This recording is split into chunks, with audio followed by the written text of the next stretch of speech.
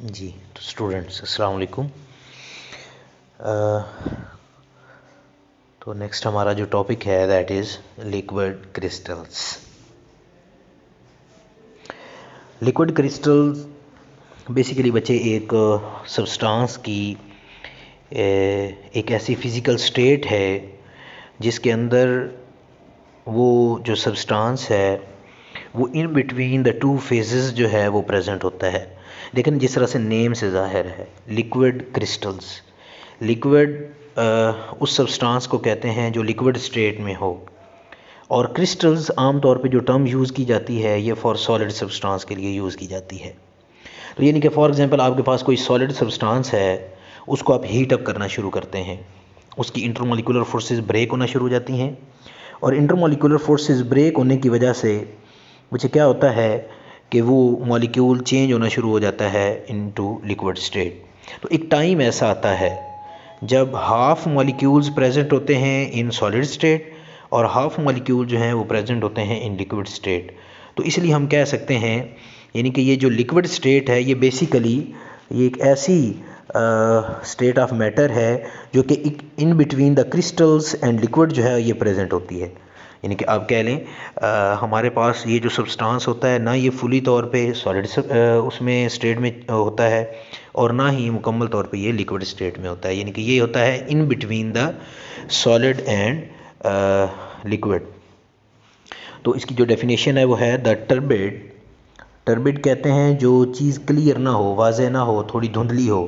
तो the turbid liquid phase of a solid that exist in between the melting and clearing temperature is called liquid crystal। इसका क्या कहने का मतलब है? ये कहता है कि एक ऐसा सॉलिड सब्सटेंस जो कि मेल्टिंग और जो क्लियरिंग टेम्परेचर है, क्लियरिंग टेम्परेचर का मतलब होता है जो कि एक ऐसा टेम्परेचर होता है जिस पे वो चीज़ फ्रीज हो जाती है, यानी कि सॉलिड सब्सटेंस में चेंज हो जाती है। तो और मेल्टिंग पॉइंट वो टेम्परेचर होता है जिस पे वो चीज़ जो है वो क्या होती है, वो आप कह लें मेल्ट होना शुरू हो जाती है। यानी कि एक ऐसा टेम्परेचर होगा जिस पे ये चीज़ इन बिटवीन द आप कह लें क्रिस्टल और यानी सॉलिड और लिक्विड स्टेट जो है ये प्रेजेंट होगा। अगर उस टेम्परेचर से हम लो करेंगे तो वो चीज़ सारी की सारी कन्वर्ट हो जाएगी इनटू सॉलिड स्टेट, और अगर हम उस टेम्परेचर से थोड़ा ऊपर टेम्परेचर करेंगे तो वो टेम्परेचर होगा जिस पे वो सारे का सारा सब्सटेंस जो है वो लिक्विड स्टेट में चेंज हो जाएगा। तो यानी कि ये एक मखसूस टेम्परेचर पे जो कि हर सब्सटेंस के लिए जो है वो क्या हो सकता है, अलग हो सकता है, उस टेम्परेचर पे चीज़ जो है वो क्या करती है in between the solid and liquid वो एग्जिस्ट कर रही होती है, उसको हम जो है वो लिक्विड क्रिस्टल का नाम दे देते हैं। अच्छा, इसका डिस्कवरी के बारे में कुछ बच्चे आपको पता होना चाहिए।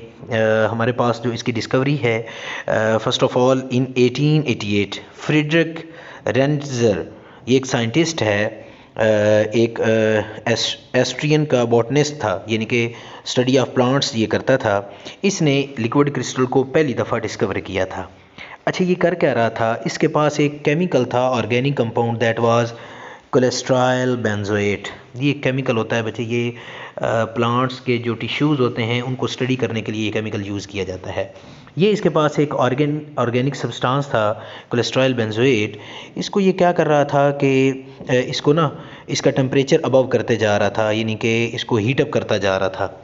क्या देखता है ये फ्रीडरिक रेंट्जर, ये देखता है कि ये जो सब्सटेंस है इसके पास कोलेस्ट्रॉल बेंजोएट, इसको जब वो हीटअप करता चला जाता है 145 डिग्री सेल्सियस, और वहाँ पे ये क्या होता है, यानी कि पहले टेम्परेचर इसका रूम टेम्परेचर था फॉर एग्जांपल 25 डिग्री सेल्सियस, तो गर्म करते करते जब ये लेके चला जाता है 145 डिग्री सेल्सियस पे, उस वक्त ये टर्बिड हो जाता है, यानी कि इसकी ना मिल्की अपीयरेंस होना शुरू हो जाती है, थोड़ा धुंधला सा वो लिक्विड सा हो जाता है।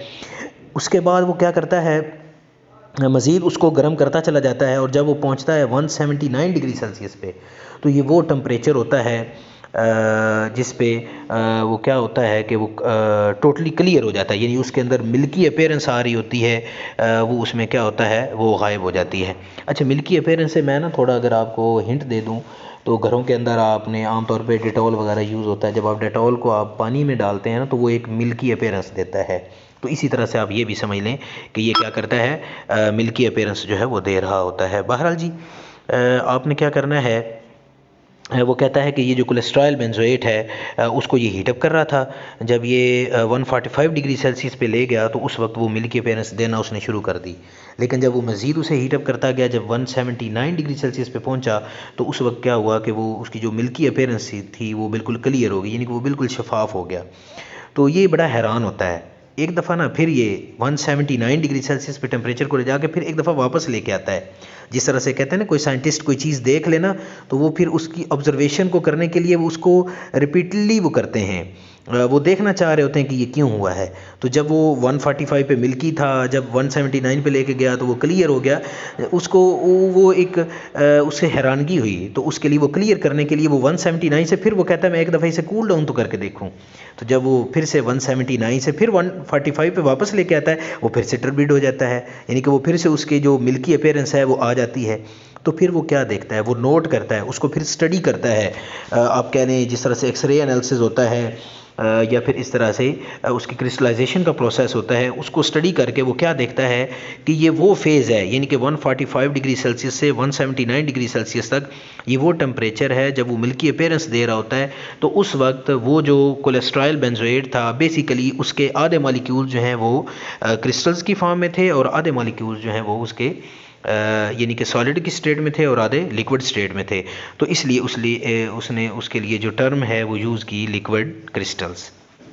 खैर आगे लेके चलते हैं। जो इसकी प्रॉपर्टीज़ हैं लिक्विड क्रिस्टल्स की, अगर हम इनको डिस्कस करें तो बच्चे जिस तरह से मैंने अभी नाम दिया है कि चूँकि नाम से ही ज़ाहिर है लिक्विड क्रिस्टल, यानी कि ये सॉलिड भी है और लिक्विड भी है। तो इसका मतलब है इसकी कुछ प्रॉपर्टीज़ जस्ट लाइक सॉलिड्स होंगी और कुछ प्रॉपर्टीज़ जो हैं वो जस्ट लाइक लिक्विड्स होंगी। तो नंबर 1 वो कहता है liquids like properties are viscosity, surface tension and fluidity. ये विस्कोसिटी हो गई, सरफेस टेंशन हो गई और फ्लूइडिटी होगी। ये तीनों प्रॉपर्टीज़ जो हैं ये लिक्विड स्टेट की होती हैं। फ्लूइडिटी, फ्लूइड से निकला है टर्म, फ्लूइड जो चीज़ बह जाए। और फिर इसी तरह से सरफेस टेंशन, जिस तरह से आपने देखा होगा पानी के अंदर जब नदी नालों के अंदर जब मच्छर कभी आपने देखा हो ना पानी के ऊपर बैठा हो, तो जहाँ पे उसका पाँव होता है वहाँ पे वो पानी दबा हुआ होता है लेकिन उसका पाँव वो अंदर जाता नहीं है, तो उसको हम कहते हैं सरफेस टेंशन। तो और विस्कोसिटी होती है गाढ़ापन। तो ये सारी जो प्रॉपर्टीज़ होती हैं ये किसी लिक्विड की होती हैं। और इसी तरह से अगर हम देखें तो जो सेकंड प्रॉपर्टी है that is crystals like properties are optical properties. Molecules have some orderly arrangements, यानी कि देखा जाए तो जिस तरह से सॉलिड सब्सटेंसेस होते हैं, जिस तरह से डायमंड है या इवन के ये जो आप डेली लाइफ में यूज़ करते हैं साल्ट, नमक, तो इसके जो क्रिस्टल्स होते हैं, चीनी आप यूज़ करते हैं उसके जो क्रिस्टल्स होते हैं, तो उनके अंदर जब कभी आप लाइट डालें ना तो वो लाइट जो है वो या तो इकट्ठी हो जाती है आगे या फिर फैल जाती है। तो यानी कि जब भी किसी सॉलिड सब्सटेंस बशर्ते कि वो क्लियर हो उसके अंदर से जब आप लाइट पास आउट करते हैं तो वो लाइट को आप कह लें वो डिस्टर्ब करता है। तो ये प्रॉपर्टी होती है सॉलिड सब्सटेंस की। तो इस हवाले से देखा जाए तो ये जो लिक्विड क्रिस्टल्स हैं ये वाले भी प्रॉपर्टी ये शो करते हैं। इसके बाद आए तो वो कहता है in short we can say that the properties of liquid crystals are intermediate between the those of crystals and isotropic liquids. A crystalline solid may be isotropic or anisotropic, but liquid crystals are always anisotropic। यानी कि वो कहता है कि जो solid होते हैं substances वो या तो आइसोट्रोपिक हो सकते हैं या फिर एन आइसोट्रोपिक हो सकते हैं। आइसोट्रोपिक ये उनकी शेप के लिहाज से ये टर्म यूज़ कर रहा है। ये आगे इंशाल्लाह नेक्स्ट हमारा जो सॉलिड वाला चैप्टर है उसके अंदर ये चीज़ डिस्कस होगी डिटेल्ड। बहरहाल आप ये समझें कि जो लिक्विड क्रिस्टल्स हैं इनकी जो प्रॉपर्टीज़ हैं वो in between the liquid phase and solid phase होती हैं। तो इस तरह से ये लिक्विड क्रिस्टल्स की ये डिस्कवरी और उसकी प्रॉपर्टीज़। इसमें जो शॉर्ट क्वेश्चन आता है वो इस तरह से आ सकता है, define the term liquid crystal, right it's any two properties. तो हैं ही दो इसकी प्रॉपर्टी हैं। और या what you know about the discovery of liquid crystal. तो इसमें ये जो फ्रेडरिक रेंजर जो है साइंटिस्ट, इसकी जो वर्किंग है वो आपने इसके अंदर लिख देनी है।